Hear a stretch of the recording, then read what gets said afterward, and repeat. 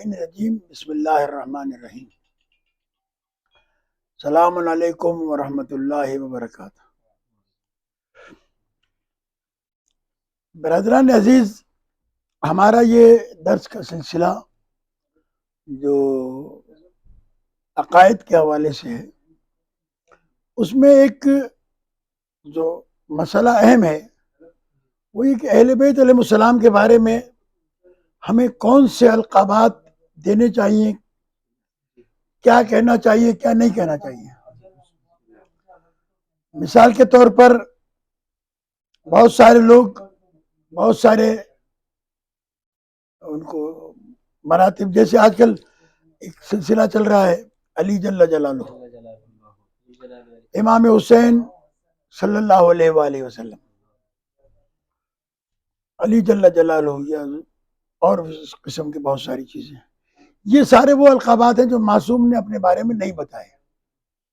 ہم یہ سلسلہ شروع کرنا چاہتے ہیں، آج سے کچھ باتیں آپ کی خدمت میں عرض کریں گے چند دروس کے اندر، کہ اہل بیت علیہ السلام نے خود اپنا کیا تعارف کرایا ہے۔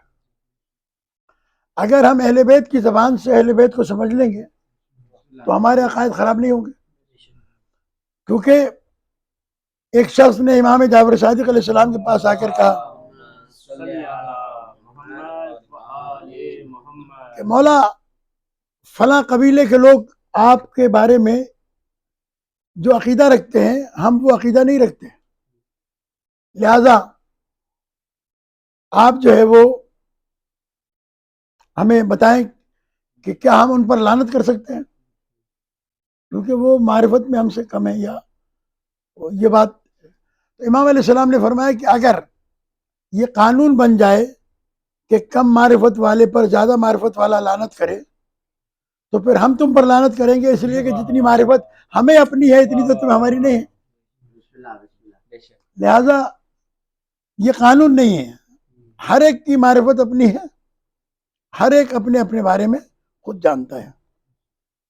میں عرض کرتا ہوں کہ اللہ تبارک و تعالیٰ نے انسان کو دین فطرت پر پیدا کیا ہے۔ کیا ہے؟ دین فطرت پر پیدا کیا ہے۔ یہ دین فطرت کیا چیز ہے؟ دین فطرت یعنی نیچر، انسان کی فطرت۔ معصوم سے پوچھا گیا فطرت کیا چیز ہے، تو پیغمبر نے فرمایا کہ اللہ تبارک و تعالیٰ نے انسان کو فطرت پہ پیدا کیا ہے۔ فطرت کیا ہے؟ وہ جو فطرت اللہ نے جس پہ انسان کو پیدا کیا ہے، فطرت اللہ التی فطر الناس علیہا، اللہ نے جس فطرت پر انسان کو پیدا کیا اور جس میں کسی قسم کی تبدیلی آنے والی نہیں ہے، لا الہ الا اللہ محمد الرسول اللہ علی امیر المومنین ولی اللہ۔ یہ نیچر ہے، اللہ کی وحدانیت، پیغمبر کی رسالت اور آل محمد کی ولایت۔ یہ تینوں چیز تفسیر برہان میں معصوم نے فرمایا کہ یہ فطرت ہے کہ انسان کو اللہ کو بھی ماننا ہے، رسول کو بھی ماننا ہے، اہل بیت کو بھی ماننا ہے۔ اب یہ کیسے ماننا ہے، کتنا ماننا ہے، اس کے لیے نفس الرحمان علامہ نوری نے امام جعفر صادق علیہ السلام سے روایت کی ہے کہ ولایتنا ولایت اللہ التی فطر الناس علیہا، ہماری وہ ولایتنا ولایت اللہ التی لم یبعث نبی الا بہا قطع الا بہا، کوئی نبی ایسا نہیں ہے جسے اللہ نے نبوت دے کے بھیجا ہو اور اس نے ہماری ولایت کا اقرار نہ کیا ہو۔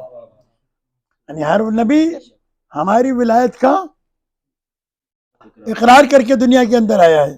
ولایتنا ولایت اللہ، اللہ والی ولایت ہے ہماری، یعنی وہ جو قرآن مجید میں بیان کیا گیا، انما ولیکم اللہ ورسولہ والذین آمنوا الذین یقیمون الصلاۃ ویؤتون الزکاۃ وہم راکعون، بے شک تمہارا ولی اللہ ہے اور اس کا رسول ہے، اور وہ ہے جو ایمان لائے اور نماز قائم کرتے ہیں اور حالت رکوع میں زکوٰۃ دیتے ہیں۔ یہ تین ولایتیں ہیں۔ تو ان تینوں ولایتوں میں پہلی ولایت اللہ کی ہے، دوسری ولایت رسول کی ہے، تیسری ولایت امیر المومنین اور ائمہ اہل بیت علیہ السلام کی ہے، اور یہ ولایت ہماری طرف سے نہیں ہے، یہ اللہ کی عطا کردہ ولایت ہے۔ اب بحار الانوار میں ایک ایک روایت ہے جسے حضرت بانی انقلاب خمینی رضوان اللہ تعالی علیہ نے اپنی کتاب میں لکھا ہے امامت اور انسان کامل میں، کہ پوچھا آپ نے یا جابر اثبات التوحید و معرفت المعانی، اے جابر توحید کا اثبات ہونا چاہیے. اثبات التوحید یعنی عقیدہ توحید تمہارا پختہ ہونا چاہیے. و معرفت المعانی، اور توحید کے معانی بھی جاننے چاہیے. کیا کیا معانی ہیں توحید کے؟ وَأَمَّا الْمَعَانِي فَنَحْنُ مَعَانِي، جو توحید کے معنی ہیں ہم وہ معنی ہم ہیں. وَمَظَاهِرُهُ فِيكُمْ، اور اس کے ان صفات کے معانی کے مظاہر ہمیں تمہارے درمیان. اخترعنا من نورہ، اخترعنا من نور ذاتہ، اللہ نے ہمیں اختیار کیا، چنا اپنے ذاتی نور کے ساتھ. وَفَوَّضَ إِلَيْنَا أُمُورَ عِبَادِهِ، اور اللہ نے ہمیں اپنے بندوں کے امور تفویض کیے کہ تمہیں یہ کرنا ہے. وَنَحْنُ نَفْعَلُ بِإِذْنِهِ مَا نَشَاءُ، اور ہم وہ سب کچھ کرتے ہیں جو ہم چاہتے ہیں. بِإِذْنِهِ، اس کے اذن سے کرتے ہیں. یعنی ایک عقیدہ تفویض یہ ہے کہ اللہ تبارک و تعالی نے سارے امور اہل بیت علیہ السلام کو دے دیے ہیں. اب اللہ کے پاس کچھ نہیں ہے، جو کچھ ہے یہی ہے، انہی سے مانگو اور انہی سے وابستہ رہو. اللہ کا کوئی تعلق نہیں ہے. ایک یہ وہ مشرک ہیں، وہ مفوضہ، ان کو مشرک کہا گیا ہے. اور دوسرا عقیدہ یہ کہ نہیں، اللہ نے انہیں امور سپرد کیے ہیں لیکن یہ اس کے اذن سے کرتے ہیں. وَنَحْنُ نَفْعَلُ بِإِذْنِهِ مَا نَشَاءُ وَنَحْنُ إِذَا شِئْنَا شَاءَ اللَّهُ، جب ہم کچھ چاہتے ہیں وہی اللہ چاہتا ہے. وَإِذَا أَرَدْنَا أَرَادَ اللَّهُ، اور جب ہم کچھ ارادہ کرتے ہیں تو وہی ارادہ اللہ کا ہے. اور وہی قرآن مجید کی آیت ہے. میں نے پہلے درس میں بھی غالباً یہ دوسرے درس میں عرض کیا تھا کہ امام عصر علیہ السلام ارشاد فرماتے ہیں کہ قلوبنا اوعیۃ لمشیۃ اللہ، ہمارے دل اللہ کی مشیت کا ظرف ہیں. کیا ہے؟ اللہ کی مشیت کا ظرف ہے. اذا شاءنا اذا شئنا شاء اللہ، جب ہم کچھ چاہتے ہیں اللہ بھی وہی چاہتا ہے. اور اس کے لیے قرآن مجید کی آیت ہے وما تشاؤون الا یشاء اللہ، تم تو کچھ نہیں چاہتے ہو مگر وہ جو اللہ چاہتا ہے.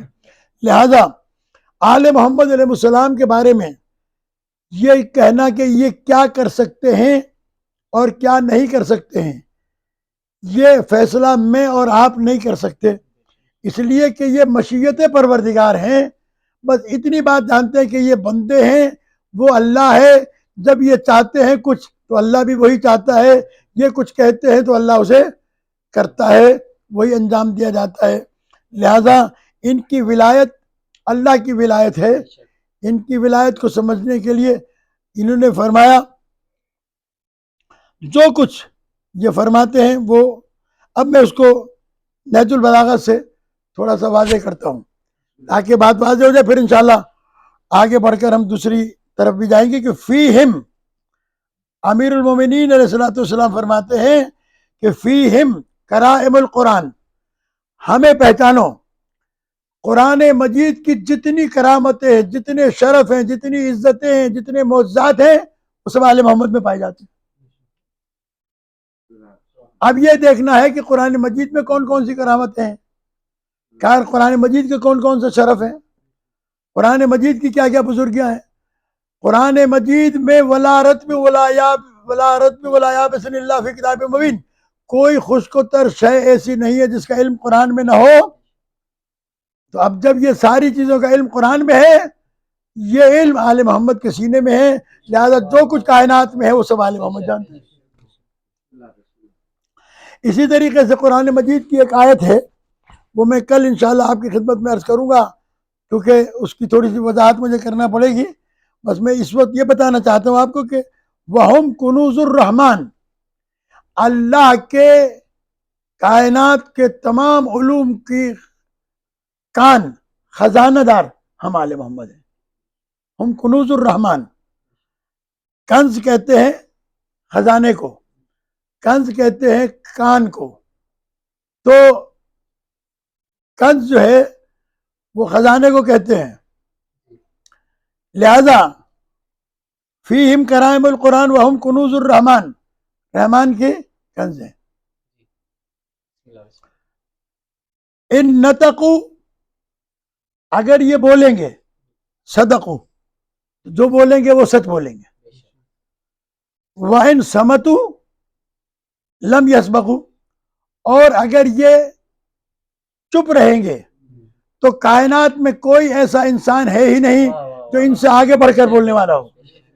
جہاں یہ چپ ہو جائیں وہاں کائنات بھی چپ ہے، ان سے آگے بڑھ کر بولنے والی نہیں ہے. یہ نہج البلاغہ میں امیر المومنین علیہ السلام کا فرمان ہے.